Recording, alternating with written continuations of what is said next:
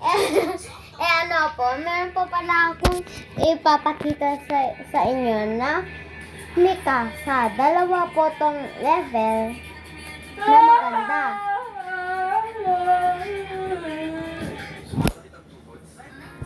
Sorry po dahil cellphone lang po kasi gamit ko.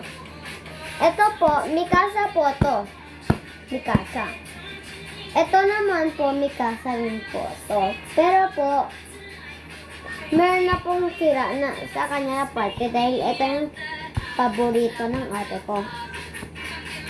May sira siya na part. Etong K, pati madumi na rin po siya. Pero po, ito po yung pinaka-favorite ng ate ko. Pero, ito yung favorite ko po. Yan.